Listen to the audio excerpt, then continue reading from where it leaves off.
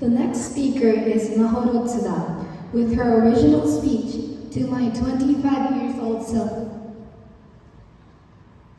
Hello everyone, my name is Mahoro Tsuda.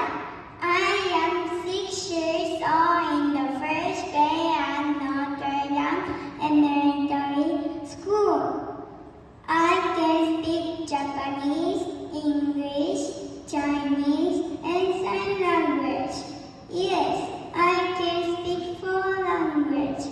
To connect the world with sound in the world without sound, I also teach sign language to kindergarten children. I also invite to many states and I sing and I sign language. I have many friends.